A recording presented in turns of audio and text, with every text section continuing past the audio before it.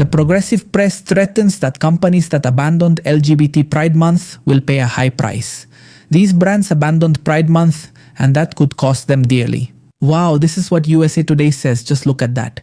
In these paragraphs, they mention that companies like Levi's have paid tribute to queer biker clubs, okay? And that companies like Apple have offered watch bands with pride-themed designs, as well as wallpapers related to this topic for the iPhone and iPad.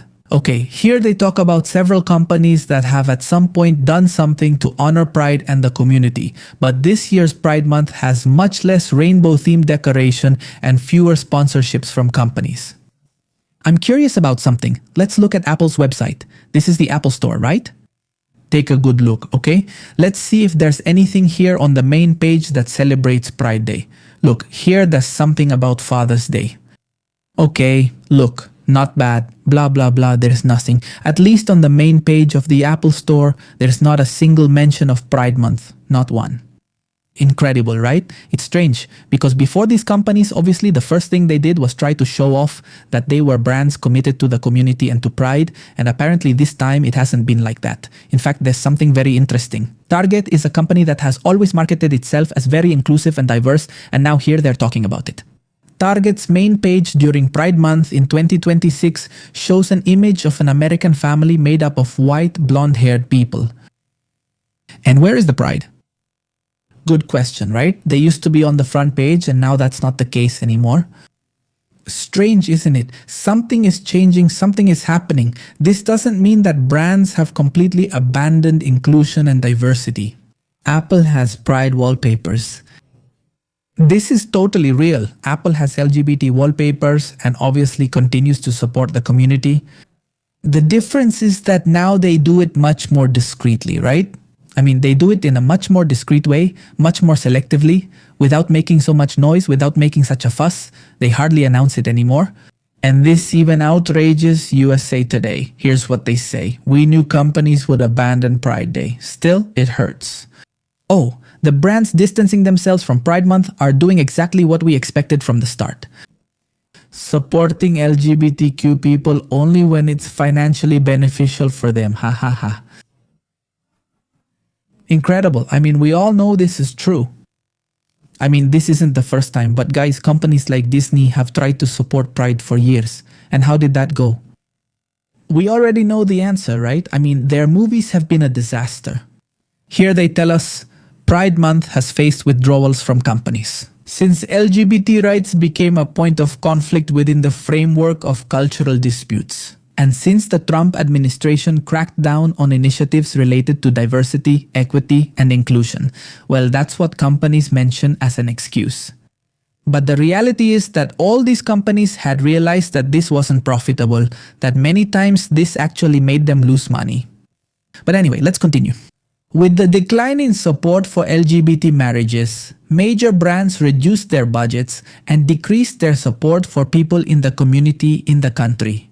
They did it to avoid criticism that hurt companies like Bud Light, Harley-Davidson, and Target. Of course, there's one important thing. That's how I see it. Not sure what you think. When a brand promotes something, it's, let's see, the brand is selling to everyone. The brand, when it runs a promotion, it's a promotion for everyone. Do I make myself clear? Companies are supposed to include everyone in their advertisements. Everyone. An advertisement that includes people also includes people from the LGBT community because guys, they're people too. There's no need to say or shout that they're LGBT people. There's no need. By simply showing people, it's implied that some of them might be LGBT or maybe not. It doesn't matter. But I don't believe in favoritism or preferential treatment, and I don't think that being LGBT is really that important. I think that's something private, something intimate, that shouldn't matter to others. And I believe that's the right step and the right path to improve as a society. Now let's continue. Here it says, according to new data provided by the Harris Poll exclusively for USA Today, 77% of buyers belonging to the LGBT community and 86% of Generation Z members who are part of this community stated that they would be willing to pay more for products from brands that significantly support people and causes related to the LGBTQ+ community. Okay, 2/3 of them indicated that they have already paid more for such products in the past. Of course, it's very noticeable. It was noticeable with Lightyear, wasn't it? When Disney released this movie, it was noticeable. It needed $600 million but became a historic failure. It ended up making $226 million a Lightyear movie, a Toy Story movie. It was also noticeable when Disney backed us with Strange World, a movie with an LGBT protagonist. Well, it was obvious, right? With these $74 million. For a movie that needed more than 400 to be profitable. Interesting. A disaster. Just look at this. The movie cost $180 million. What a historic failure for Disney with Strange World. This was brutal. And it was a movie that was marketed as LGBT, but it achieved nothing. It got nowhere. I wonder why. Are these people actually lying and don't support things or causes related to the community? Or maybe something much more uncomfortable is happening? And maybe these people are a minority. That their purchasing power means practically nothing to the rest of the companies. Maybe that's what's really happening. I mean, when it comes to speaking up, when it comes to making noise, well, they do make noise. They make a lot of noise, they make a lot of fuss. But when it comes down to it, they end up proving nothing. So I ask myself, guys, do you really think this could cost the brands a lot? I don't think so. I actually think that the opposite has ended up being way too expensive for them. Betting on shouting about diversity and inclusion has been very expensive for many companies that have lost a lot of money by trying to appeal to the community. Which, according to data and figures, between 9 and 10% of the adult population identifies as LGBT.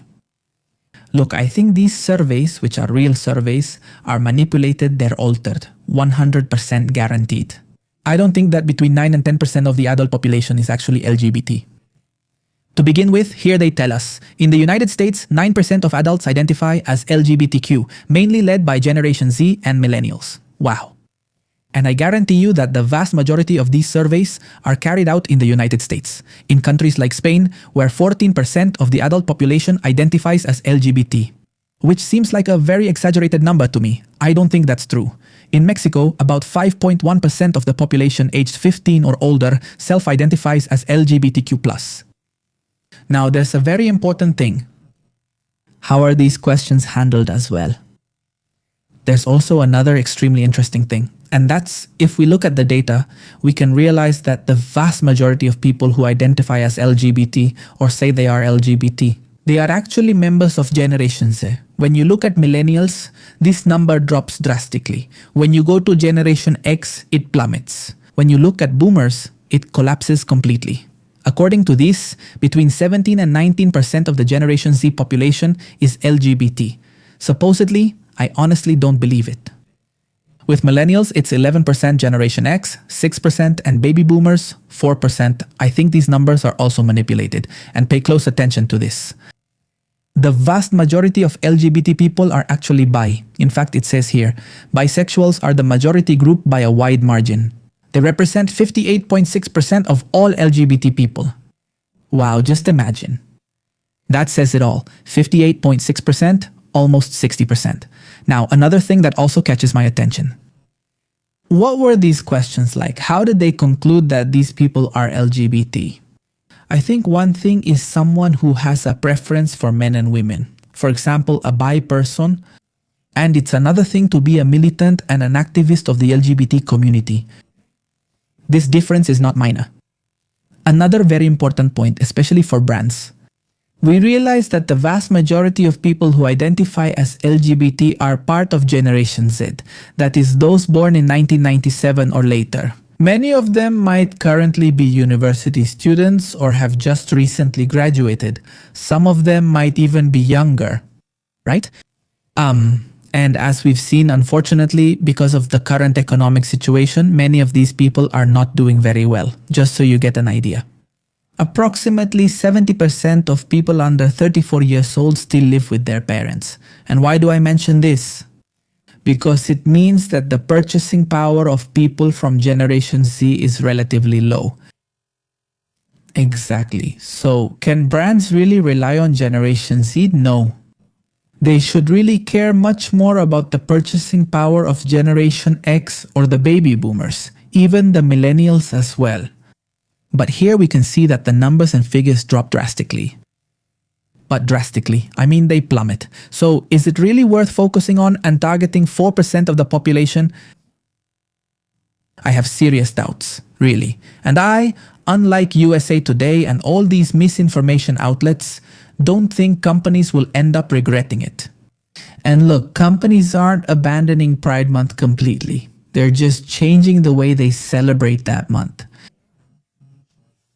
Because it's no longer profitable. They aren't making any profit anymore. So, they're changing their strategy and now they're doing it in a much more discreet way to avoid controversy. Because if not, we've already seen what happens. Ask Bud Light, ask Jaguar, or ask Julieta Venegas in Mexico about the feminist girl. That whole feminism thing is also something that most people don't like. Ladies and gentlemen, see you next time.